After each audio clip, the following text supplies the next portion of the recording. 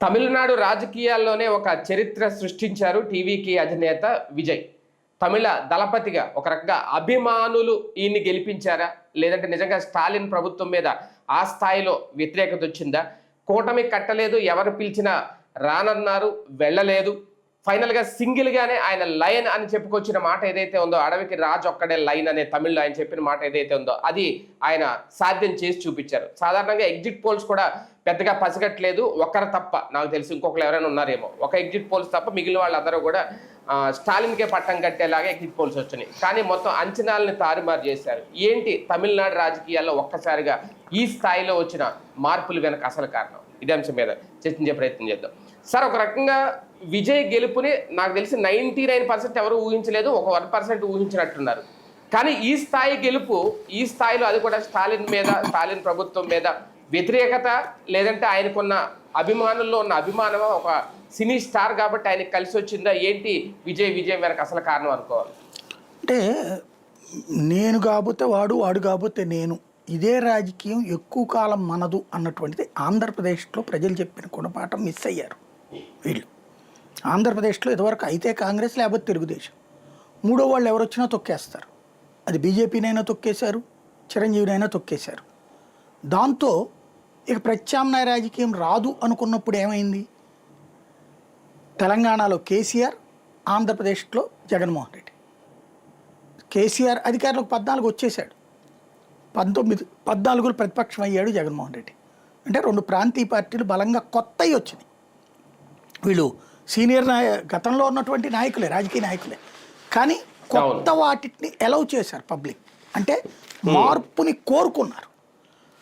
ఆ మార్పు అన్నటువంటి దాన్ని గమనించాలి. ప్రజల్లో విసిగెత్తినప్పుడే కొత్తదనాన్ని కోరతారు. అక్కడ ఆ కొత్తదనాన్ని సరిగ్గా వినియోగించుకోకపోతే పంపించారు ఇద్దరిని కూడా ఇంటికి. ఇక్కడ ఈ కొత్తదనము, మార్పు అన్నటువంటిది గమనించిన తర్వాత ఈ 2 చోట్ల ఏం జరిగింది? కుటుంబ పాలన అక్కడ తెలంగాణలో పేరు కేసీఆర్ ముందున్నాడు, కేటీఆర్ నడిపించాడు పరిపాలన అంతా కూడా. అదే సందర్భంలో దాన్ని ఏమంటారు, దౌర్జన్యపూరిత ప్రవర్తన నాయకులది. సంక్షేమ పథకాలు 2 రాష్ట్రాలు అద్భుతంగా ఇచ్చారు. అంతకు ముందున్న పాలకులు అందరికంటే ఎక్కువ ఇచ్చారు. ఆర్డినల్గా రైతులకు ఇచ్చిన సంక్షేమాల దగ్గర నుంచి విద్యార్థులకు ఇచ్చిన సంక్షేమం దాకా అనేకం చేశారు. అడ్మినిస్ట్రేటివ్ రిఫార్మ్స్ అద్భుతంగా చేశారు. డెవలప్మెంట్ పరంగా అక్కడ ఇక్కడ 2 చోట్ల బాగా చేశారు. కానీ సమస్య ఎక్కడొచ్చింది? నాయకుల యొక్క ధోరణి, వ్యవహార శైలి. తమ పార్టీ నాయకులు చేస్తున్న తప్పులని కంట్రోల్ చేయకపోగా సమర్థించుకురావడం. కేసీఆర్ ఏమో కంట్రోల్ చేయలా, జగన్మోహన్ రెడ్డి అని సమర్థించుకొచ్చారు. నాయకుడు తప్పు చేస్తే అతన్ని పక్కన కూర్చోబెట్టాలన్నటువంటి ఆలోచన పోయి అది తప్పు కాదని సమర్థించుకొచ్చారు వీళ్ళిద్దరు. దాంతో ఇద్దరు దెబ్బతిన్నారు. 23లో కేసీఆర్ పతనం తర్వాత గ్రహించాడు జగన్మోహన్ రెడ్డి. బట్ అప్పటికి ఇంకా 6 నెలలే మిగిలింది. తను సరిచేద్దాం అనుకున్న అప్పటికి కాలం అయిపోయింది. ఈ 2 చూశాక స్టాలిన్ జాగ్రత్త పడాల్సింది. అక్కడ ఏం జరుగుతున్నది? తమిళనాడులో స్టాలిన్ కొడుకు పరిపాలన నడుస్తుంది. అతను అహంకారపూరితంగా మాట్లాడతాడు, హిందువులను దూషిస్తాడు, తోలనాడతాడు. అతని నాలెడ్జ్ ఎంత? వాడు అనకూడదు కానీ వాడు వాగిన వాగుడు, బలుపుతో కూడిన వాగుడు. పైగా హిందువులని అవమానించడానికి గొప్పగా ఫీల్ అవడం. వాడి దృష్టిలో సనాతన ధర్మం అంటే డెంగ్యూను, మలేరియానా చెప్పుచ్చు కొట్టేవాళ్ళు లేక. కొండ మీదన గుళ్ళో దీపం వెలిగించడానికి కోర్టు ఆర్డర్ ఇవ్వాలా? కోర్టు ఆర్డర్ ఇచ్చినా కూడా అమలు చేయకుండా చూడటం తన గొప్పతనమా? వాడు వాగాడు, అది వాళ్ళ నాన్న అదే చేశాడు. అంటే ఏంటి? కొడుకు పాపాలు చేస్తుంటే ఆ పాపాలని ప్రోత్సహించిన పాపాల భైరవుడు వాడు. అక్కడ స్టాలిన్ హిందువులలో అభద్రతాభావాన్ని క్రియేట్ చేశారు, హిందువులలో ఒక అపనమ్మకాన్ని క్రియేట్ చేశారు. అది హిందువుల వైపు నుండి వచ్చిన ప్రతిఘటన. బట్ అంటే వాళ్ళకి పశ్చిమ బెంగాల్ ఇక్కడ కూడా హిందువుల్లో పెరుగుతున్న ఐక్యత వల్ల కూడా రాజకీయాల్లో భారీ మార్పులు వస్తున్నాయని అనుకోవచ్చు. హిందువుల ఆలోచన ధోరణిలో వచ్చిన మార్పు. ఒకవేళ మరొక హిందుత్వ పార్టీ బలంగా అక్కడ లేదనుకున్నప్పుడు ముందు హిందూ వ్యతిరేక పార్టీ ఇంటికి పంపించేద్దాం, తర్వాత చూసుకుందాం ఇక్కడ అనే స్టేజ్కి వచ్చింది. బీజేపీని గెలిపించలా, ఏఐడిఎంకే కూటమిని గెలిపించలా. రెండవది ఏంటంటే పద్దాక ఒకే పెంట రాజకీయం, ఆ భాషా ప్రాంతం. ఇది ఆధునిక కాలం. తమిళనాడు వెళ్ళి ఢిల్లీలో ఉద్యోగం చేయట్లేదా, కర్ణాటకలో ఉద్యోగం చేయట్లేదా, మహారాష్ట్రలో ఉద్యోగం చేయట్లేదా, ఆంధ్రాలో ఉద్యోగం చేయట్లేదా, వ్యాపారాలు చేయట్లేదా, సినిమాలు కానీ అవన్నీ. కానీ గత 49 ఏళ్ల నుంచి అక్కడ చేసుకొచ్చిన రాజకీయం ఏంటి? ద్రవిడ పార్టీలు అయితే నేను లేకపోతే వాడు, ఇద్దరు కూడా వేరే భాషా దురద. అది విపరీతమైన అసహ్యం వేసేసింది అక్కడ పబ్లిక్. ఎందుకంటే ఇప్పుడున్న జంజీ, ఇప్పుడున్నటువంటి 30 ఏళ్ల లోపు వాళ్ళందరికీ కూడా ప్రపంచం అంతా బతుకుతున్నారు. వాళ్ళు ప్రపంచాన్ని చూస్తున్నారు. ఇదివరకు పేపర్లు టీవీలు మన చేతుల్లో మాత్రమే ఉన్నన్ని రోజులు. అక్కడ వీళ్ళయే కదా 2 పేపర్లు, అక్కడ ఇంకో పేపరే ఉండదు, మూడో దాన్ని బతకనీరు, రానియరు. టీవీలు వాళ్ళ చేతిలో ఉండే సాంస్కృతిక దాడి జరిగింది ఓ రకంగా. అంటే ఒక చట్టంలో కూర్చేశారు వాళ్ళు ఎన్నాళ్ళు. సోషల్ మీడియా, డిజిటల్ మీడియా, ఈ 2Gలు వచ్చి మనకి 2GBలు ఫ్రీలు వచ్చి పబ్లిక్కి ప్రపంచాన్ని చూసే అవకాశం ఏర్పడింది. ఈ చూసే క్రమంలో ఏట్రేది అనిపించింది. దాన్ని వీళ్ళు సమర్థించుకొచ్చారు, మరింతగా రెచ్చగొట్టే ప్రయత్నం చేశారు. కన్నడ వాళ్ళని తరిమేద్దాం, లేకపోతే ఇంకోళ్ళని తరిమేద్దాం అన్నట్టు. ఇది ఇవాళ నువ్వు వాడిని తరిమేస్తారు, రేపు పొద్దున మనల్ని తరిమేస్తారుగా ఇంకో చోట అనే ఫీలింగ్ వాళ్ళలో వచ్చింది. ఆల్టర్నేటివ్ కోరుకున్నారు వాళ్ళు. దీనికి తోడు ఎమ్మెల్యేల అవినీతి అసహ్యపూరితం అంట. ప్రతి ఎమ్మెల్యే కూడా ఇక్కడ ఎట్లయితే ఇప్పుడు ఇసుక, మద్యం అన్ని అడ్డకోలుగా వాడు వాళ్ళ మనుషులే చేస్తున్నారు, అక్కడ సేమ్ అరాచకాలు జరుగుతున్నాయి అక్కడ. దానికి అంతటికి ఉదయనిధి స్టాలిన్ సపోర్ట్ అక్కడ, స్టాలిన్ సపోర్ట్ అక్కడ. అక్కడ వాస్తవంగా చెప్పాలంటే ఇన్వెస్ట్మెంట్స్ ఆంధ్ర కంటే ఎక్కువ వచ్చినాయి. విదేశీ ప్రత్యక్ష పెట్టుబడులు భారీగా వచ్చినాయి, బోల్డ్ అండ్ ఇండస్ట్రీస్ వచ్చినాయి, సాఫ్ట్వేర్లు వచ్చినాయి, అక్కడికి మ్యానుఫ్యాక్చరింగ్ సెక్టార్లు వచ్చినాయి. డెవలప్మెంట్ అనేటటువంటిది it is the part of your job అంటున్నారు అక్కడ జనం. కానీ పరిపాలన అనేటటువంటిది నన్ను ఇబ్బంది పెట్టకూడని పరిపాలన అయి ఉండాలి. రేపు పొద్దున పళనిస్వామి వచ్చినా కూడా మళ్ళీ ఇబ్బంది పెట్టేవాళ్ళు, వాళ్ళు కూడా ఇట్లాంటిదే. అంటే అధికారంలోకి వచ్చిన వాళ్ళు ఈ ద్రవిడ పార్టీలు దౌర్జన్యపూరిత ప్రవర్తనలు చేస్తున్నారు అవతల వాళ్ళని నాశనం చేసే క్రమంలో. ఇంకోటి అడ్మినిస్ట్రేషన్ ఎంత దరిద్రంగా తయారైందంటే ఐఏఎస్లు, ఐపీఎస్లు, డిఎంకే ఐఏఎస్లు, ఏఐడిఎంకే ఐఎస్లు, ఏఐడిఎంకే ఐపీఎస్లు, డిఎంకే ఐపీఎస్లు. వాడు ఇంకా నీతి నియమం ఏం లేదు అక్కడ, రూల్స్ ఏం పాటించడం. ఆ పార్టీ అధికారంలో ఉంటే వీళ్ళ మనుషులు పక్కెళ్ళిపోతారు, వీళ్ళ పార్టీ అధికారంలో వాళ్ళ మనుషులు. ఈ 49 ఏళ్ళు ఈ దరిద్రం పతాక స్థాయికి జరిగింది అక్కడ. చివరికి అదంతా అసహ్యం వేసేసింది పబ్లిక్.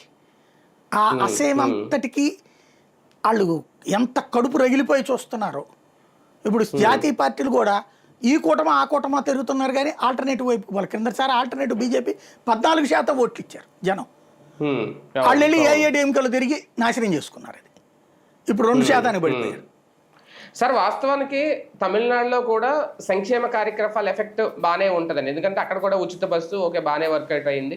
ఇంకా మిగిలిన పథకాలు కూడా ఇప్పుడు అమ్మ క్యాంటీన్ లాంటివి ఈయన కంటిన్యూ చేశారు, తీసేయలేదు స్టాలిన్, ఇలాగ కొంచెం వరకు ఓకే అదే మనం గెలిపించింది అనేది. అయితే సంక్షేమం మీద విజయ్ కూడా భారీగానే దృష్టి పెట్టారు. పెళ్లి కాని యువతులకి 8 గ్రాములు బంగారం ఇస్తానని, ఈయన కూడా ఇక్కడలాగే 2,500 నెలకు మహిళలకు ఇస్తానని, ఇలా కొన్ని యువతకి అవకాశాలు ఇస్తాను, నిరుద్యోగ వృద్ధి. అంటే ఎంతవరకు సంక్షేమం విజయ్ వైపుకు మళ్లించింది? అంటే అభిమానులు కాకుండా సాధారణ ప్రజల్ని, లేదంటే నిరుపేదలు? నేనైతే సంక్షేమం ఇంపాక్ట్ ఉందనుకోను, ఎంతో కొంత వస్తుందిలే అనుకుని ఉంటారు వాళ్ళు. అంతేగాని ప్రభుత్వ వ్యతిరేకత విజయానికి కారణమైంది. కానీ రేపు ఇవ్వకపోతే ఊరుకోరు, అది ఖాయం. ఇవ్వకపోతే ప్రతిపక్షానికి వాయిస్ ఇచ్చినట్టు, చేతికి అస్త్రం ఇచ్చినట్టు. ఇవ్వడం సాధ్యం కూడా కాదు. 29 ఏళ్ళు దాటిన ప్రతి ఒక్కరికి కూడా నిరుద్యోగ వృత్తి ఇస్తానని చెప్పాడు. నిరుద్యోగ వృత్తే కాదు, 3,500 ఎంతో ప్రతి మహిళకి డబ్బులు, 2,500 నెలకి.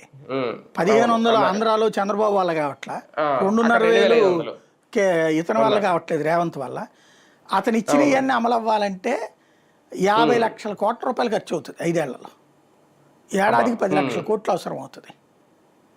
అతని వల్ల కాదు కదా, అతని తాతలు జయజమ్మల వల్ల కూడా కాదు అది. అయితే గీతే ఏం చేయాలా, ఒక 10% మందికి చూరుకోవాలి, అప్పుడు 90% మంది వ్యతిరేకులు అవుతారు.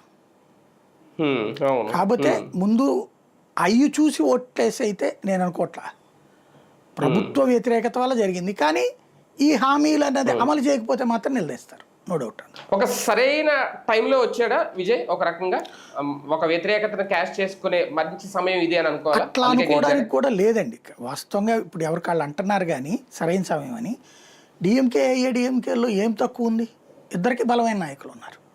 పళనిస్వామి ఉన్నాడు అక్కడ, ఈయన ఉన్నాడు, స్టాలిన్ ఉన్నాడు. ఏం తక్కువ ఉందని? వాళ్ళిద్దరికంటే ఏం ఎక్స్పీరియన్స్ ఉందని? బేసిక్గా ఒకటే, నేను చెప్పినట్టు గ్రౌండ్లో ఈ ద్రవిడ రాజకీయాలు ఇద్దరు అదే చేస్తున్నారు. ద్రవిడ రాజకీయాలకి బై బై చెప్పారు అక్కడ ఉన్నవాళ్ళు, యువతరం. అంటే ఎక్స్పీరియన్స్ కానీ కాదు, ఇంకా కొత్తదనానికి ఒక ఛాన్స్ ఇవ్వాలనుకున్నారు. అది ఒక మార్పు తేకపోతే కష్టం అనేటటువంటి రూట్లో ఈ తరపు యువతరం ఉన్నారు. చాలామంది వృద్ధులు అక్కడ వీళ్ళతో మాట్లాడినప్పుడు, ఈ యాక్సిస్ మై ఇండియా వాడు చెప్తాను లెక్క ప్రకారం, మా మనవాడు చెప్తే ఓటేసాం, మా మనవరాలు చెప్తే ఓటేసాం. పవన్ కళ్యాణ్ సిస్టమ్ ఫాలో అయ్యారు. మొన్నటిసారి ఇక్కడ ఆంధ్రాలో ఏం జరిగింది, నాగబాబు ఆ కార్యకర్తలందరినీ మోటివేట్ చేశాడు. మీ అమ్మా నాన్నలోకి వెళ్ళి ఒట్టేపించుకోండి మీ మీద, మీ ముసలాళ్ళకి చెప్పండి అనేటటువంటిది. వాళ్ళందరి మీదన వీళ్ళు ప్రెషర్ పెట్టారు యువతరం. ఆ ఇంపాక్ట్ పనిచేసింది. 21-21 గెలవడానికి కారణం అదే అయింది. ఇప్పుడు అక్కడ విజయ్ తరపున అట్లా జరిగింది యువతరం. సార్, ఒకటి తమిళనాడులో కూటమి కట్టకుండా ఒక రకంగా ఈ స్థాయి విజయం 108 స్థానాలు సంపాదించుకోవడం అంటే నిజంగా అది కేవలం అభిమానుల వల్లే అయిందా, లేదు కొన్ని రాజకీయ పార్టీలు కూడా తెర వెనక నుంచి సపోర్ట్ ఏమైనా చేసింది? ఒక్కటే ఆవేదన కలిగించే అంశం వల్ల కూటమి కట్టకుండా ప్రభుత్వం ఏర్పడట్లేదు. ఇంకో 11 కూడా వచ్చేస్తుంటే బాగుండేది. కూటమి కట్టక తప్పని పరిస్థితి తెచ్చిపెట్టారు. నేను అంటోంది అందుకనే, ఇది విజయ్ పాజిటివ్ ఓటు కాదు, anti government vote towards Vijay వైపుకి వెళ్ళిపోయింది. అది విజయ్కి అనుకూలం అయితే గనక ఎన్టీఆర్ కొట్టినట్టు కొట్టేయాలి, 2/3 కొట్టి పడేయాలి, లేదా జగన్ కొట్టినట్టు కొట్టాలి. మొన్నటిసారి పాజిటివ్ ఓటుకి అంత ఇంప్రెషన్ ఉంటుంది. ఇది anti government vote, polarize towards Vijay, అది తేడా. ఇప్పుడు విజయ్ ముందున్న ఆప్షన్ ఏంటి? కాంగ్రెస్ తో జత కట్టాలా, వాళ్ళకి 5 స్థానాలు వచ్చినట్టే, ఇంకా కావాలి ఏదో కొన్ని, ఇంకా మిగిలిన వాళ్ళు అన్ని కలుపుకొని బీజేపీతో జత కట్టే అవకాశం ఏదైనా ఉందా? మేబీ వాళ్ళ నాన్న కానీ వీళ్ళ ఫీలింగ్స్ అయితే కాంగ్రెస్ వైపే ఉన్నారు. కాంగ్రెస్ ఆల్రెడీ వాస్తవంగా కాంగ్రెస్ తేల్చుకోవాల్సిన టైం, బీజేపీకి ఏమన్నా లైఫ్ ఇస్తుందా అని. ఎందుకంటే కష్టాల్లో నష్టాల్లో కూడా డిఎంకే కాంగ్రెస్ వెంట ఉంది. కాంగ్రెస్ పార్టీ దేశంలో 44 స్థానాలు పడిపోయిన రోజున కూడా 6-7 ఎంపీలు తమిళనాడు నుంచినే వాళ్ళు.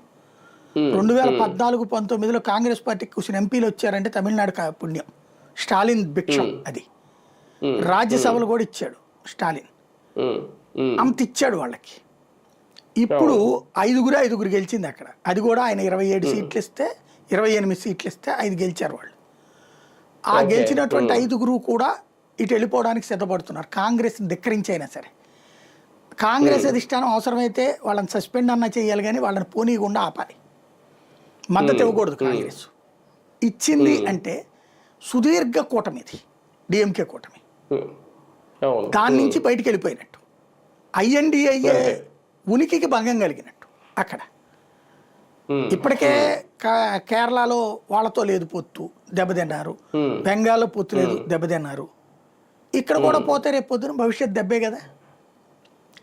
కాబట్టి కాంగ్రెస్ తెలివైంది అయితే గనక విజయ్కి మద్దతు ఇవ్వకూడదు. విజయ్ అడిగినా కూడా మిగతా వాళ్ళందరూ ఇస్తారు, 15 మంది ఉన్నారు మిగతా వాళ్ళు.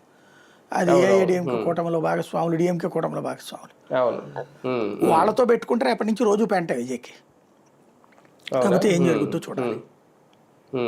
సార్, ఒక రకంగా విజయ్ వ్యక్తిగత జీవితానికి సంబంధించిన అంశాలు ఎన్నికలకు ముందు ఖచ్చితంగా దెబ్బేస్తాయని అనుకున్నారు. స్వయంగా తన భార్య బయటికి రావడం, విడాకుల కోసం వెళ్ళడం, ఏదో అప్పట్లో డబ్బులు ఇచ్చి సెటిల్మెంట్ చేసుకోవడం, త్రిషాకి ఈయనకి ఏదో ఉందని చెప్పడం, ఇవన్నీ ఓవరాల్గా కలిసి వచ్చినాయా ఎన్నికలకు ముందు? ఒక సింపతి లాగా ఏమన్నా మారిందా? ఎంత % కౌంట్ చేయొచ్చు? విజయ్ని ఒక్క విషయంలో అతన్ని ఆల్టర్నేటివ్గా చూడడానికి కారణం స్టాలిన్ వ్యవహార శైలి. ఉదయనిధి స్టాలిన్ విజయ్ని అవమానించాడు. అట్లాగే అతని సినిమాని రానియకుండా కేంద్రం అడ్డుపట్టడం ద్వారా అతనికి సింపతి తెచ్చారు. స్టాలిన్ ఇతను ఎక్కడ సభలు పెట్టనీయకుండా అడ్డుపడడం ద్వారా అతని పట్ల సింపతి తెచ్చారు. నేను చెప్పినట్టు అక్కడ యాంటీ గవర్నమెంట్ అన్నటువంటి వేవ్ విజయ్ వైపుకి టర్న్ అవ్వడానికి కారణాలు అదైనవి. ఏది ఏఐఏడిఎంకే వాళ్ళని ఇంతగా వేధించాల, ఇతను వేధించినట్టు అది ఇతనికి ఫెచ్చింగ్ అయింది ఓ రకంగా.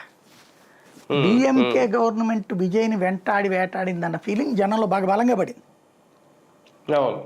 అది ఓ రకంగా ఇప్పుడు విజయ్కి వాస్తవంగా అయితే కేవలం 16 రోజులే అతను ప్రచారం చేసింది.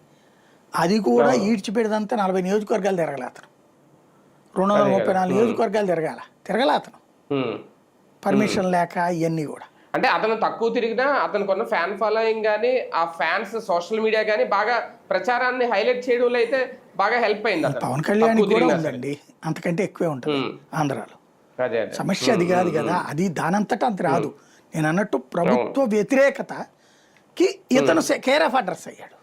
అది కానీ ఒకటి సార్, డిఎంకేకి టీవీకేకి ఒక రకంగా పెద్దగా డిఫరెన్స్ ఏమీ లేదు, ఒక 3% మాత్రమే ఓట్ల పర్సంటేజ్. ఇది ఎంతవరకు డిఎంకే భారీ ఫెయిల్యూర్ అనుకోగలం? అంటే డిఎంకే ప్రభుత్వ ఫెయిల్యూర్, ఇది పార్టీ ఫెయిల్యూర్ కాదు. అంతే, ప్రభుత్వ వైఫల్యం ఇతను గెలిపించింది. రెండవది ఏంటంటే అతి భయం డిఎంకే నాశనం చేసింది. 29 పార్టీలతో పెట్టుకున్నాడు అతను. గ్రౌండ్ లెవెల్ ఎట్టాగా సెట్ అవుతుంది? ఇన్నేళ్ళు పార్టీ నమ్ముకున్న వాళ్ళని పక్కన పెట్టడమే కదా. 29 పార్టీలకు ఇచ్చినటువంటి సీట్ల పరంగా 234 దాదాపు 80-90 సీట్లు ఇచ్చాడు అట్లాగా వాళ్ళకి. ఎక్కడ ఎందుకు కాంగ్రెస్ పార్టీకి 28 ఇచ్చాడు, వాళ్ళు గెలిచింది 5, 23 పోయినట్టేగా. అట్లా మిగతా కూటమిలో భాగస్వాములు పోవడమే దాన్ని దెబ్బకొట్టింది. అలాగే ఊరు పేరు తెలియనటువంటి పార్టీలు, కుల పార్టీలకు కూడా ఇచ్చాడు టికెట్లు. డిఎంకే సింబల్తో వేరే పార్టీ వాడు పోటీ చేస్తే ఎన్నాళ్ళు అక్కడ కష్టపడ్డాడు బతికేమైపోయింది. అవి గనక లేకపోయి ఉంటే నాకు తెలిసి ఇంకో 15 సీట్లు ఎక్కువ వచ్చాయి డిఎంకేకి. ఒకటి తమిళనాడులో ఇందాక మీరన్నట్టు ఎప్పటి నుంచో ద్రవిడ పార్టీలే రాజ్యం వెళ్తున్న నేపథ్యంలో అక్కడ వేరే పార్టీ వచ్చి నిలదొక్కుకోవాలి, ప్రభుత్వాన్ని ఏర్పాటు చేయాలంటే చాలా వ్యూహాలు రచించాలి, చాలా ఎత్తుగడలు వేయాలి, క్యాండిడేట్లను నిలబెట్టే విషయంలో కూడా చాలా జాగ్రత్తలు తీసుకోవాలి. కానీ విజయ్ అవన్నీ చేసింది ఏమీ లేదు. చాలా ఫాస్ట్గా ఆయన అభ్యర్థులు ప్రకటించేసుకున్నాడు, ఆయన ప్రచారం చేసేసుకున్నాడు, చాలా సింపుల్గా 107 స్థానాల వరకు దక్కించేసుకున్నాడు. ఇది రాజకీయాల పక్కన పెట్టి ఒక వేవ్ గెలిపించేసింది, ఆయన్ని ఒక వేవ్ తీసుకొచ్చేసింది అని అనుకోవాలి. ఖచ్చితంగా నేను చెప్తున్నా, యాంటీ వేవ్ అంతే. యాంటీ వేవ్కి అతను ప్రతినిధి అయ్యాడు. ఎందుకంటే ఆయన డ్రైవర్ కుమారుడికి సీట్ ఇస్తే ఆయన కూడా గెలిచేశాడు, ఈయన పోటీ చేసిన చోట గెలిచేశాడు, ఈయన కూడా ఈయన ఫ్రెండ్ గెలిచాడు, సామాన్యులైన వాళ్ళు కూడా గెలిచారు అక్కడ చాలా మంది గెలిచేశారు. ఓ రకంగా ఒక అదృష్టం అది. ఒకప్పుడు ఎన్టీ రామారావు టైంలో సాధ్యమైంది. కాంగ్రెస్ మీద ఉన్న తీవ్ర వ్యతిరేకత ఎన్టీఆర్కి ఫేవర్ అయ్యింది. అట్లాంటి టైం అన్నమాట ఇప్పుడు అక్కడ. అంటే కాలం కలిసి వచ్చేసింది ఆయనకి అన్ని రకాలుగా. అంతే అంతే విజయ్కి. ఫైనల్గా ఒకటి సార్, కాంగ్రెస్ పార్టీతోనే ముందుకెళ్తే ఇంకా తమిళనాడు రాజకీయాల్లో పెద్దగా ఏం మార్పులు ఏం కనిపించవా? అంతే. అంటే కాంగ్రెస్తో కలిసి ముందుకెళ్తే కాంగ్రెస్కి ఫెచ్చింగే, అక్కడ వాళ్ళకి ఏదో మంత్రి పదవి ఇస్తారు. కానీ జాతీయ స్థాయి రాజకీయాల్లో కాంగ్రెస్ పార్టీకి మైనస్ అవుతుంది అది ఫ్యూచర్లో. సేమ్ టైం ఏంటంటే విజయ్ కూడా తెలివైనోడైతే జాతీయ పార్టీలో పొత్తు పెట్టుకున్నట్టయితే బీజేపీతో పొత్తు పెట్టుకోవడం బెటర్. అతను కాంగ్రెస్తో పొత్తు పెట్టుకున్నాడంటే కథమైనట్టు అక్కడ. అవును, రైట్. చూద్దాం ఏం జరుగుద్దో. మొత్తానికి తమిళనాడు రాజకీయాల్లో అయితే ఒక్కసారిగా ఒక పెద్ద భారీ కుదుపు, భారీ మార్పు అన్నీ వచ్చేసినాయి. ఇప్పుడు ద్రవిడ పార్టీల పరిస్థితి ఏంటి అనేది ప్రశ్నించుకోవాల్సిన అంశం. ఇంకొకటి, టీవీకే పార్టీని ఎవరితో జతకడుతుంది? విజయ్ అయితే ఆల్మోస్ట్ ఇంకా సీఎం అందులో నో డౌట్. ఇంకా తర్వాత కాంగ్రెస్తో కలుస్తుందా, వేరే పార్టీలతో కలుపుకెళ్తుందా, ఎలా ఉండబోతాయి? ఆయన ఇచ్చిన సంక్షేమ పథకాలకు సంబంధించిన హామీలు ఎంతవరకు నెరవేర్చగలుగుతారు? ఇదంతా టీవీకే భౌతవ్యాన్ని డిసైడ్ చేస్తాయి. ఏం జరుగుతుందో చూద్దాం.